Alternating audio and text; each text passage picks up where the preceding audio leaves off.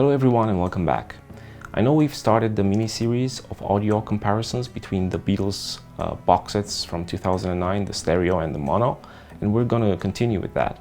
But because this is the holiday period, I thought we'd do something a little bit more special. This was also triggered by the fact that in the past few months, I've been looking a lot at different Beatles forums and groups where people are sharing their stories and their collections and so on. And although the collections are really impressive, what impresses me the most are the personal stories that some of them have with the Beatles music and how their life has been influenced by it. And so I thought that maybe it would be a good idea for me as well to share a more personal story of how I came in contact with the Beatles music for the first time, how I came to love it, and then how actually their music has helped me through some rougher periods in my life. This story is going to be intertwined with elements related to how music was produced or released or distributed and consumed in the early 90s and mid-90s in Romania specifically, but I guess it can be generally applicable in certain points to other countries that were behind the Iron Curtain before 1990 and that have since then escaped communism. Because these elements were kind of instrumental in how I got in touch with some of the Beatles music and just music in general. Beyond that, we're going to probably have a separate video looking more in depth at how music made it through the Iron Curtain, especially in Romania, before the 1990s, so before the Iron Curtain fell, because I think it's quite an interesting subject to see the great discrepancy between what people had access to in the 60s, 70s, 80s, and then even 90s between the western part of Europe and the eastern part of Europe, especially the one that was under communist rule. So we're going to have, like I said, a separate discussion on that, but today we're going to stick to the personal story of how the Beatles basically influenced my life. So stick around.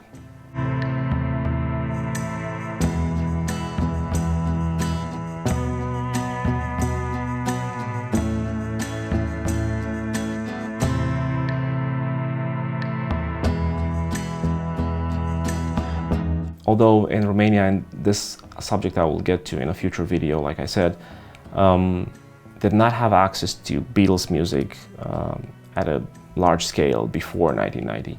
There were just, at least for the general public, there were only snippets of what the Beatles were producing, and even other bands from that time like Rolling Stones or Led Zeppelin or so on. We only had like a very marginal taste of what they were producing, and usually this came in two ways. So one was through just one song or another being on a very eclectic compilation that the vinyl producers in Romania were building, but that was happening quite rarely, and most of their catalogs were completely missing, or by getting the discs from other countries. Some of them from Western Europe directly. This was just a lucky few people that were getting access to that kind of stuff, or to productions that were done in other communist countries like Bulgaria, Yugoslavia, the Czech Republic, even Russia, because there were some releases that happened in the years of communism before 1990. A couple of examples I'll mention now, but then we'll get to that in a future video, like I said. So there were a couple of albums that were edited and produced, like Hard Day's Night, for instance. I'm not sure if it was made before or after 1990, actually. I know there was a Russian release of that. But there were a few of the compilations that were built, like Love Songs was released in Bulgaria, and then it was distributed, I guess, or even people in Romania had access to it. But otherwise, the access was quite limited. After 1990, the situation changed. So indeed, a lot of Beatles music started to come through, like a lot of other music as well. So that's where my story starts.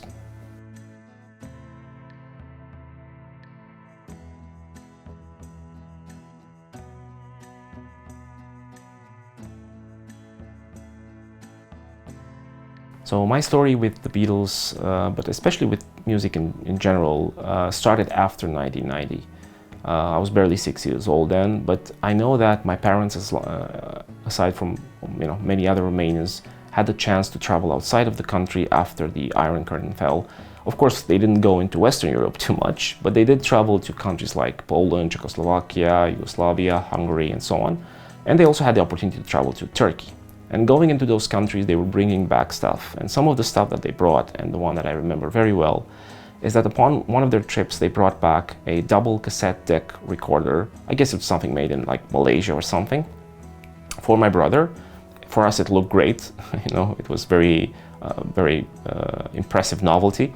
But it also brought back a couple of cassettes, which were Queen Live at Wembley '86. And they were made under the Tact label. Tact, along with a couple of other labels like Poker and Vivo, were the main labels under which cassettes especially were distributed in Eastern Europe countries, and particularly in Romania, a few years after the 1990s, into the 1990s, sorry. Of course, those are not official labels, and their releases were somewhat bootleggy. They were, you know, at least the album releases seemed to be pretty good quality, and they were making these customized covers for them on their tapes. At some point, I do recall that even some of the tapes had elements printed on them, you know, like the name of the band, of the album, sometimes even the tracks, which was quite similar to what was happening in the official releases in Western Europe. Then, slowly but surely, they started to degrade, use worse quality tapes, and of course not print so much on them. But those were the sort of the main sources for music in Romania, at least in the early 90s.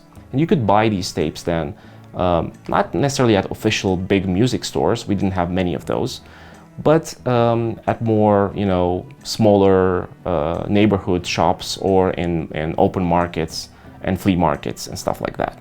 And you could buy almost anything that you could think about. So Beatles albums came in, Queen albums came in, Led Zeppelin, Nirvana, whatever you can think about, you could find at some point. Now, you will see flashing on the screen some examples of some of the elements that I'm going to talk about. I don't have access to all of them now anymore. I'm trying to get some of them, you know, by looking on the internet, but they're very difficult to find. But today I can show you a couple of examples. So this is a Queen compilation. It's called Queen Classics, or Queen Classic actually, volumes 1 and 2. They actually, so the Vivo is the label on these ones. They actually issued, I think, these in 2 series. So they had one issue where I remember the cassette, at least for volume 1, was not yellow. It was a bronze color, sort of.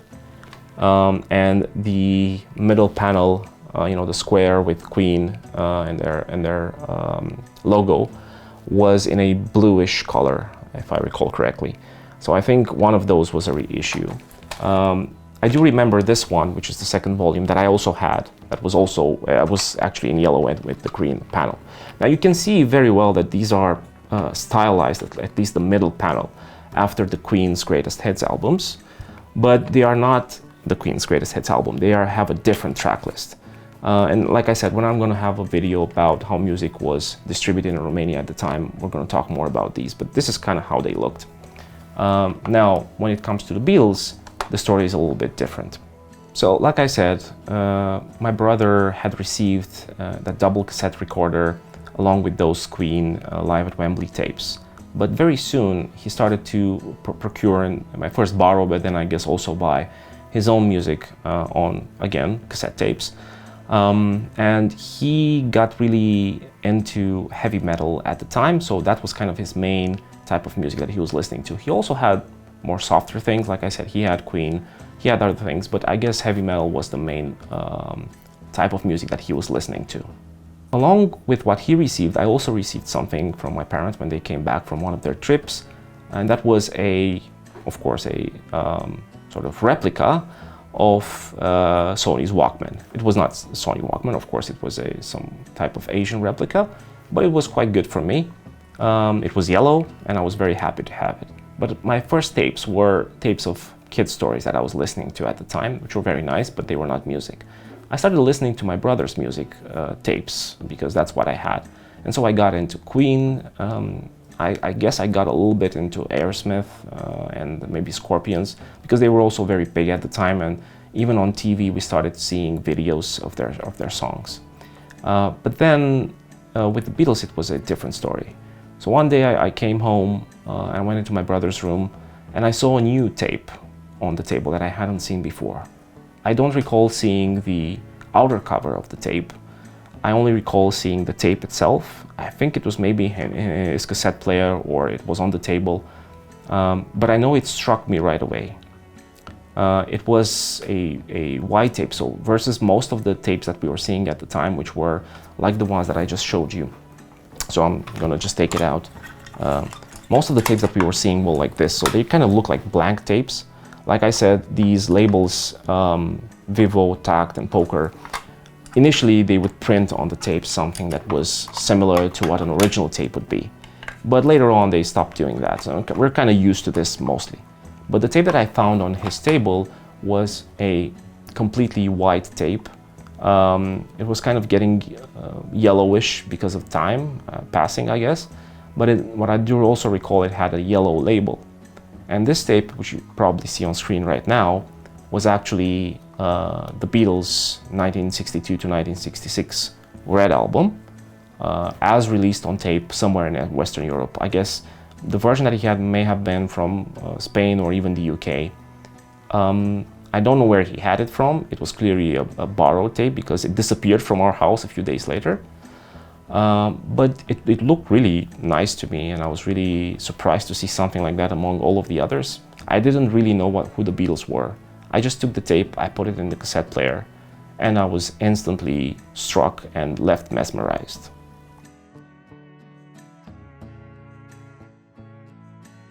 So because I don't have a copy of that exact tape right now to show you all, I'm just gonna leave this here for reference. So I said that I was immediately mesmerized. I put the tape in. The sound was really good versus some of the other tapes, and the music, of course, was more mellow than what my brother was usually listening to. So for me, as a, I don't know, I think I was about 8 or 9 years old, so this was not 1990 anymore, this was around 1992 or 93.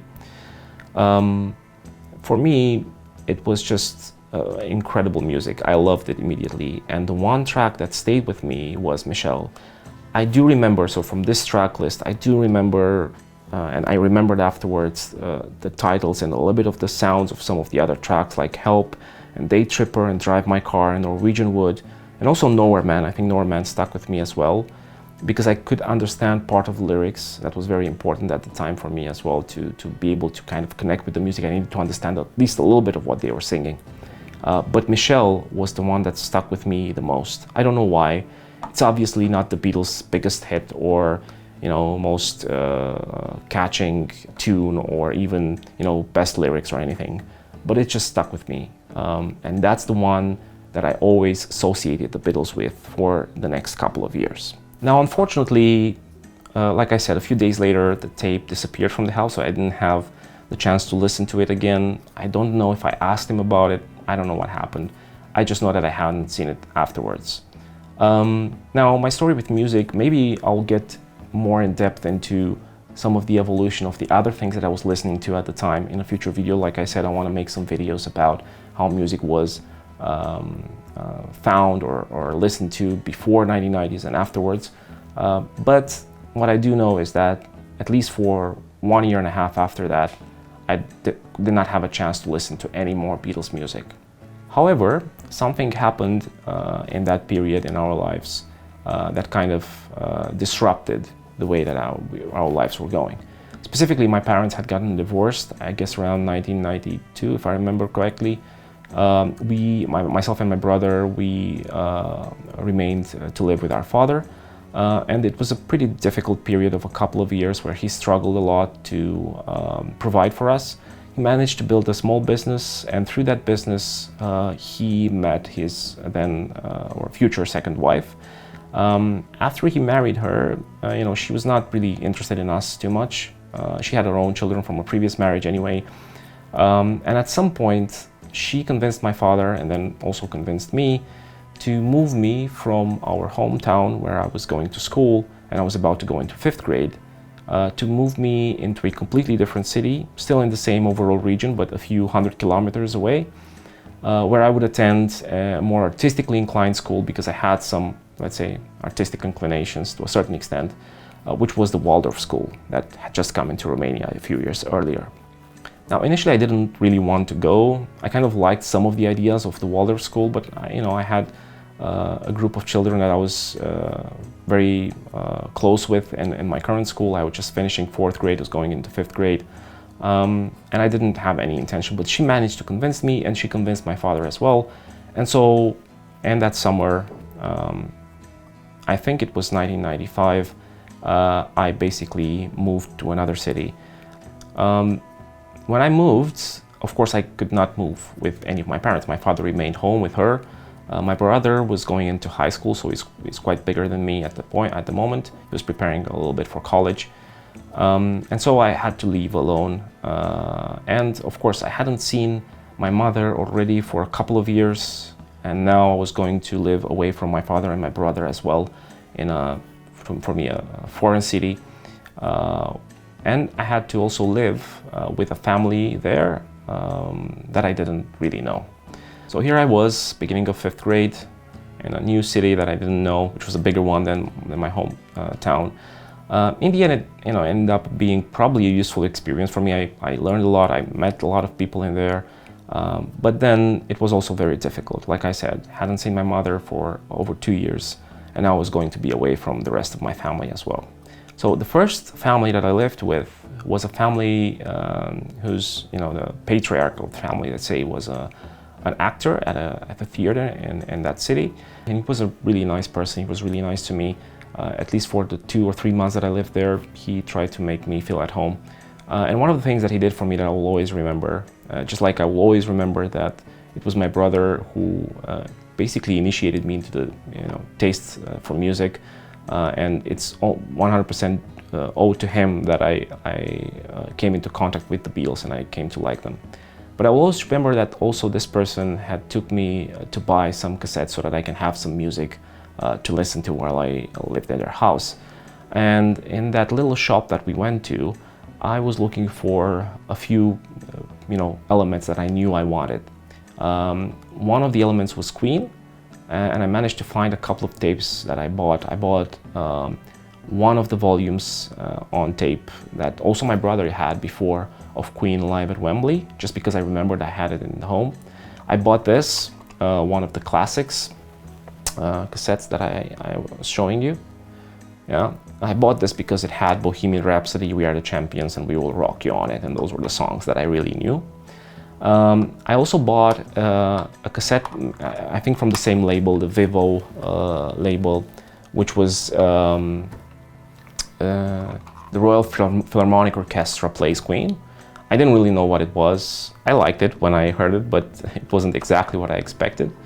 But then I also started looking for the Beatles. And at that point, I could not identify the cassette that I had seen in my house from my brother 2 years ago. Actually, like I said, most of the cassettes were from these labels, so none of them were looking as good as the one that I remembered listening to. But what I did remember were a few of the tracks that I had listened to, especially Michelle, but also a couple of the others that I mentioned. So when I started looking for the Beatles and in the catalog that that person had for sale, I was looking specifically for Michelle and the other songs that were in my mind from the tape that I had seen and listened to a few years back. And while looking through the tapes and looking at the track lists of all of the tapes of the Beatles that he had there, I seriously do not remember any of the other ones that I saw, but I do remember that I saw Michelle on a track list, and I also saw Norwegian Wood, and I also saw Drive My Car and Girl, which are also tracks that I kind of remembered from the tape that I had listened to before. I didn't see Help, I didn't see Day Tripper, but since I saw Michelle and these others, I was convinced of which tape I wanted to buy. And that, of course, was Rubber Soul.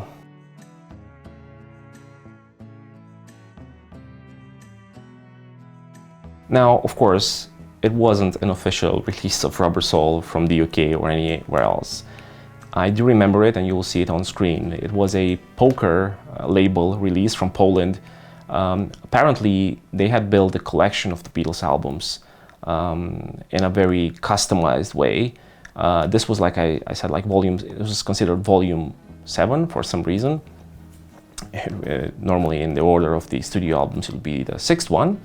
But they had this Beatles collection, as you see it on screen now. Rubber Soul was volume 7. There were also the other ones. I don't know, I don't recall which ones they had for sale, but I know that this was the one that I bought. And this tape I then listened to for years on end after that. Now, initially, of course, I was just listening to the tracks that I knew, and I was kind of listening to them on repeat. But after a few months, the situation started to slowly change. So first, I had to move from the house of, this house that I was living in. Not sure of the reason. I don't really recall if it was a money thing, because anyway, my father was paying me for me to be there. Or it was something related to their family and the fact that I didn't really fit in there. I don't really recall, but I know that I had to change houses. So I went and lived with another family, and there to some extent I felt welcome, but to some extent no. So this was a more special type of family from a certain perspective. So the patriarch here was, I think it was an engineer or something. He was quite a well-established man. He was moderately wealthy. I wouldn't say he was rich, but he had more wealth than most of the Romanians had at the time. He had a lot of audio hi-fi equipment in their apartment and stuff like that, which I hadn't really seen before. And he kind of understood my taste for music, because I went in there with Rubber Soul, and I do recall he had a cassette copy of Let It Be. I don't recall if it was Let It Be the album or just a single sort of on a cassette, because I know that also existed.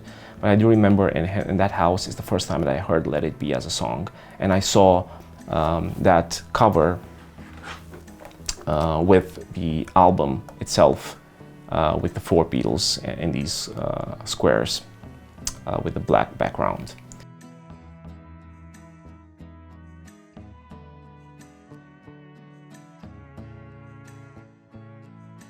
But like I said, this was a more special situation because this family was also like a father, a wife, and a kid. The family that I was living before was also like that. They had a daughter, but these guys had a son. But the son was not their kid. He was adopted, and he had been adopted quite late in his childhood. I guess he was about 7 or 8 years old. And maybe you know or don't, but in Romania there was this huge issue at the end of the 80s and the beginning of the 90s with these basically orphanages where kids that were left by their parents were living. And those are kids that were subjected to a lot of problems and issues, and they kind of incorporated those in their personality, some of them at least at the time. It was very difficult for a kid to get out of that space and actually develop properly. And so the parents had to really be careful of how they were doing that. And I guess these parents were really loving to their kid, especially the mother. She was really trying to help him. But he had a lot of issues already. And he wasn't really taking kindly to me. His father was kind of, because he had a lot of issues, he was disobeying his parents, which in Romania at the time was a big thing. He was doing a lot of bad stuff for a kid. He was 2 years older than me, so he was in the 7th grade. He was smoking and doing a lot of other stuff which his parents really did not approve of. And I was living in their house. I was sleeping with him in the same room on a bunk bed. I was on the top bunk. And my period there was really, really tough because it had been months now since I had seen my father as well and my brother. I felt really homesick. I was alone in that city. In school I was doing fine, but I wasn't really getting along with any of my colleagues, so I didn't really felt like I was building any relationships. And I was living in this house where there was a lot of stress all the time because the kid was doing a lot of bad things, and his father and mother were always yelling at him, especially his father would get really, really mad. And they had a lot of scandals happening and a lot of fights. And I also didn't get along with the kid. He was really violent towards me. So for me, it was a really, really tough period. And the one thing that helped me, especially at nights when I had to go to bed and go to sleep, to kind of calm down and feel a little bit of optimism for the next day, was listening to music. And I was listening to Rubber Soul a lot, every night, in fact. I listened to that for months. So I can say that, coupled with all of the years afterwards, I've listened to Rubber Soul probably hundreds, if not over 1,000 times. So this was really, really important to me as an album back then. Now, one episode that I do remember that was quite tricky, and it's one of the reasons why this music is still important to me now, because it helped me pass through some very difficult points. And this was one of the most difficult moments that I had as living in another house with another family. So, like I said, this kid was a problematic kid. He was smoking. This was a big thing for his parents, at least in Romania at the time. A kid in 7th grade smoking was a big deal.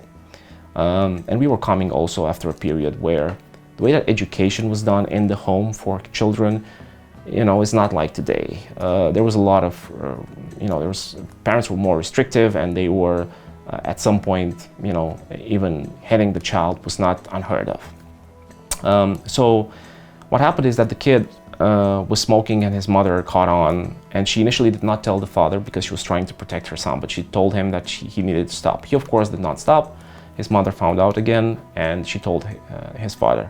And when his father, who also suspected this already, heard, he was really mad. Now, at this point, we were already in our room. It was about 10 p.m. or 9 p.m. at night. I know we were going to sleep. I was in the bunk upstairs. He was in the bunk downstairs, and I heard their parents talking loudly from the other room, and his father starting to yell and then coming towards our room. And he opened the door, and this was really traumatic, I guess, for him, and I think it was for me as well.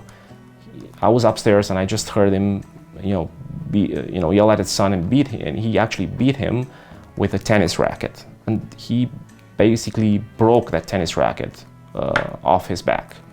So for me, that was really traumatic. But the only thing that helped me move through these kinds of moments, which they had in the house, was putting in Rubber Soul. I had a small cassette player that I had to turn down almost to the minimum volume that I could hear, and put it next to my ear on the bunk bed. Sometimes I had headphones, but they were breaking off easily because they were really cheap buds that you would put with the cable that was always breaking. And so, Rubber Soul, just all of these songs, actually, even the ones that are not preferred by most fans, like What Goes On or Run For Your Life, I heard them hundreds of times, and the sequencing that was on that tape was etched in my brain completely. So yeah, Rubber Soul on a poker Polish bootleg cassette tape or whatever was what got me through a couple of years of situations like that.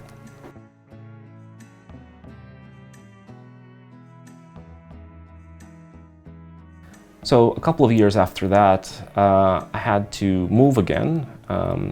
My father and his wife did not really work out, sort of as expected. Moreover, she left him with and took all of the money that he had put aside, and all of the money that he had from his small business. His small business consequently went bankrupt. He had to sell the house that we had in our hometown because he had to pay off the bank. And so there was a very difficult period as well that we went through. And then because of that, because he couldn't really take care of me anymore, I had to move again but this time to live with my maternal grandparents, which I hadn't seen in a couple of years almost at all, exactly like my mother. So it was a really difficult thing to move there, but at least, it was in a home that some people cared about me and loved me and so on, and that was important. However, my grandmother did have a temperament problem, which it kind of rubbed off on whoever was living with her, my grandfather or myself. Also, there was a huge difference in sort of mindset between myself and them, and so it was quite a difficult period for me to live there and feel like I was at home. Also, they kind of insisted that I go to a school that was nearer to their house, but where I knew nobody. So when I went back into my hometown to live with them, I had the option to go to the former school that I spent a few years in my primary school, where I knew the kids and they knew me and they wanted me to be there, and I would have integrated better. But they kind of forced me to go to this school that was closer to their house, but where I knew nobody, where I didn't manage to integrate at all, and where I spent 2 hellish years. I basically had almost no friends. It was a stress every day for me to go to school, and yeah, it was just really awful. But one thing that helped me again was music. And this time, my grandparents, especially my grandfather, was nice enough. He went with me to buy some cassettes, again, from a shop like I did in the other city that I lived in, which we also had in our hometown. And there, I got to expand on my so-called, I guess at the time, Beatles collection. So this place where I went with him, this was again 2.5 years later from the moment that in the other city that I lived and I had bought Rubber Soul. And this guy who was selling music did not really have tapes or cassettes of the Beatles. He did have CDs though. Of course, it goes without saying, I could not afford a CD player. That was out of the questions. I was listening to music on a old Sanyo cassette recorder, the ones that were used in the 60s to record interviews and stuff like that. At the time, it was probably a good cassette recorder, but it was really old even at the time. It already was 30 years old or something. And also, it had been damaged a little bit, so the sound was not coming off too good. But that was what I was listening to. And so I had to get cassettes, I couldn't get CDs. Thankfully, the guy who was selling the CDs agreed to copy some of the CDs that he had on blank cassettes and sell them to me like that. And of course, I took that offer. Also because he had a bunch of CDs, I recall, and I got to select certain pieces of each CD and put them sort of in sort of customized way on cassettes. Now, what I managed to get from him, and I do remember to this day because I've listened to those cassettes, I had to balance listening to Rubber Soul for 2.5 years. So I listened to these a lot in the period that I lived with my grandparents. And they kind of formed or sort of rounded up my love for the Beatles music and my affinity for some of their tracks in their albums, which hasn't left me to this day. And you will see why. So of course, I was trying to get songs that I was accustomed to, that I knew. So things of Rubber Soul I saw on there on some compilations and I got them. But the song that I started from actually was Let It Be. Because like I said, a couple of years back I was listening to that on a cassette that was not mine, that I didn't really own. So, and it was the only song of that album that I liked, I don't know why. So I just was looking for that. And the only album that this guy had, he didn't have the Let It Be album, he didn't have a compilation that had Let It Be, or at least I didn't notice that he had. But he had Let It Be on this, on Anthology 3. So this one, on the last side, let's say, or the second disc, basically near the end of the disc, it has Because, Let It Be, I Me Mine, and then the end. And I saw Let It Be. I didn't know that this was going to be an alternate version of it. I didn't understand what Anthology is. Anthology had just come out. I don't even know if the CDs of Anthology that he had were genuine original releases. They may have been some bootlegs. But I just saw Let It Be and I said, okay, let me, on one cassette side, put the last songs on here so that you can capture Let It Be. And he did so. I did notice a difference when I was listening to it, but not so much, and I was happy to have it. But one thing that came out of this is that I started to love I Me Mine very much, and it's one of my favorite songs to this day. Now, this was one of the things that he put in. Some of the others that I do remember vividly was that I got Please Please Me and the entire album, so not only selections. And I've listened to Please Please Me a lot, so then I love all of the songs on it, even the more corny ones. They're still in my mind as some of my favorite tracks ever. Then one more important one, and that actually helped me move better towards the latter part of the Beatles catalog, was Revolver. And I do remember, again, this is one that I listened to a lot. I listened more to Please Please Me. I guess it was more accessible to the mind of a 12-year-old or 13-year-old, but I really loved Eleanor Rigby, Here, There, and Everywhere, even Good Day Sunshine, and Your Bird Can Sing. I mean, all of these songs, again, remained with me for years after that.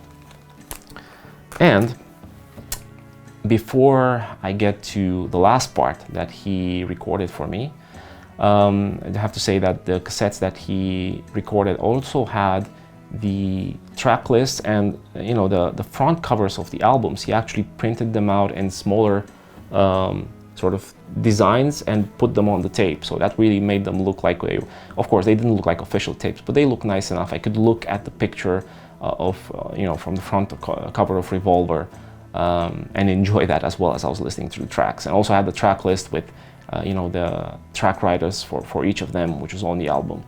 Now the versions that he recorded were obviously not these ones, which are the 2009 ones. They were the ones from 1987. I'm not sure, this is another thing, I'm not sure if they were actually original copies coming from UK or another Western Europe country, or actually they were bootlegs, because I managed to even find in Romania now a lot of bootlegs of those albums from that time. But the last part that he gave to me was something that I wasn't able to identify until very recently. But I do have it, I have it etched in my brain, especially the track list and the order of the tracks. So he put a section of a compilation on one cassette for me. Normally I would have thought it was the Red album, but then it didn't really match the track listing of the Red album or any other official Beatles release. And it was actually a section of this. This is the Beatles Platinum, Volume 1. There's also Volume 2. I have it here, I think. I'm just gonna try to get it out for you. So this is Volume 2. You can actually see, right, they are tentative copies of the Red and Blue albums, but they have different track listing, and of course the artwork is clearly badly copied and printed and so on.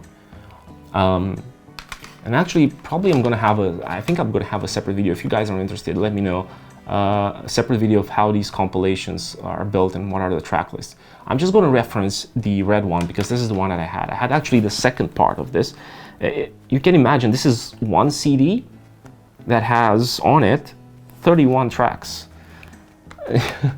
Obviously the quality and the quality cannot be that good, and the compression is significant, even for the Red album, which has shorter tracks, right, than the Blue one.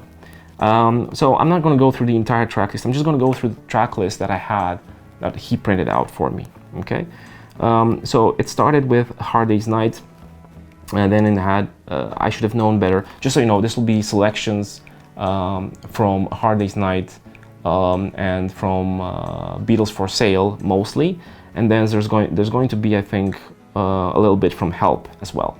So A Hard Day's Night, I Should Have Known Better, And I Love Her, Can't Buy Me Love. Of course, it also has some of the tracks that were singles at the time. Anytime at All, Things We Said Today, Rock and Roll Music, 8 Days a Week, Words of Love, Babies in Black, Mr. Moonlight, Help, The Night Before, Ticket to Ride, Act Naturally, and it finishes off with Yesterday. By the way, that was also the first time that I got to listen to Yesterday, another song that, of course, stayed with me forever. But the one song that I want to address a little bit, and the way that I recognize that I managed to find this on Discogs, it's not allowed to be sold on Discogs because it's basically a bootleg, or it's not even a bootleg. I don't know what it's a pirate cop version of an album. Some of these songs are also on the Red album, and you can kind of find them. And when I was looking at the track listing and the order, I was thinking, okay, this kind of looks similar.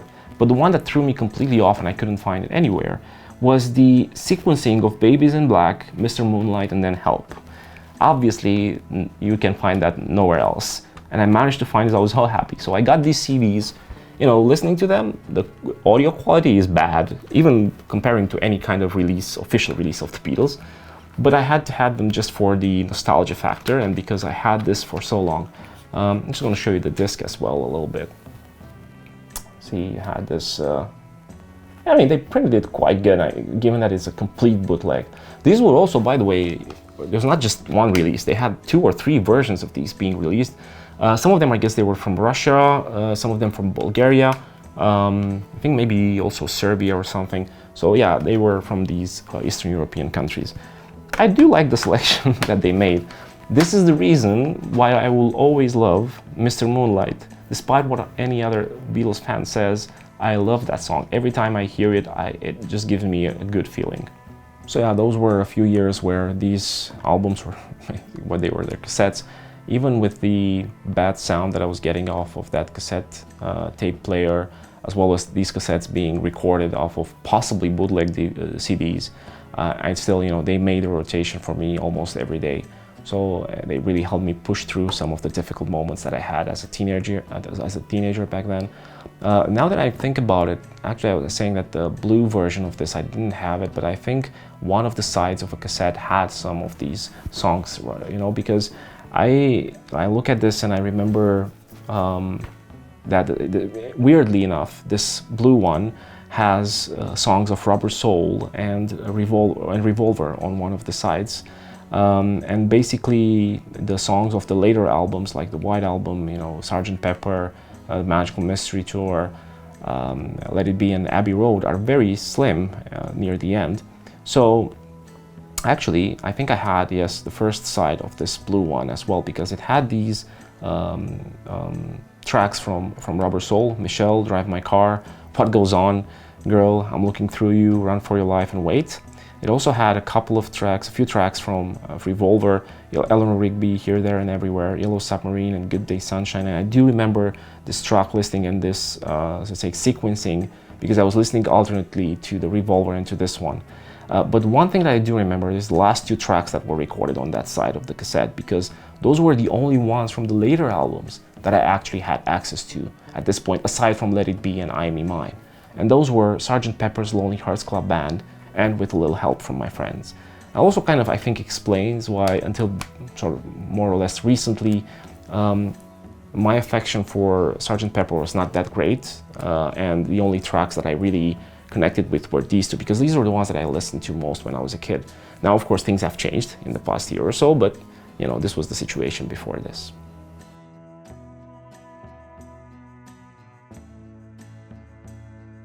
So, thank you very much for joining us.